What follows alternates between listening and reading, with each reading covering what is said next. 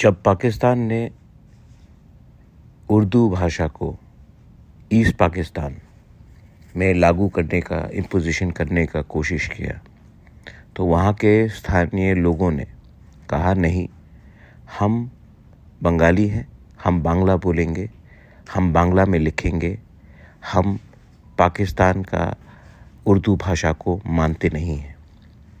पाकिस्तान ने तभी भी ईस्ट पाकिस्तान के ऊपर उर्दू भाषा को लगाने का कोशिश किया, इम्पोज करने का कोशिश किया।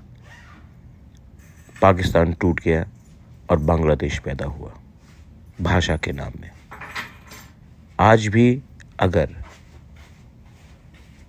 हमारे तिपरासा लैंग्वेज में कोई भी हो, तिपरासा लैंग्वेज को अगर हमारे मर्ज़ी के ख़िलाफ़ आप लोग इम्पोज करोगे तो इतिहास गवाह है कि जब जब भाषा को दबाने की कोशिश किया गया, जब जब हमारे ऊपर हमारा अधिकार छीनकर किसी और भाषा को हमारे ऊपर थोपने की कोशिश की गई, तब तब देश टूटा है।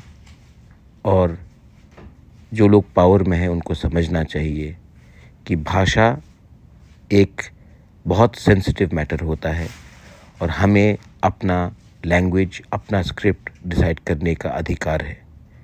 ये और अधिकार किसी और के पास नहीं है। This is Bubagra in support for Tiprasa language. बेलाइनो हमबाई।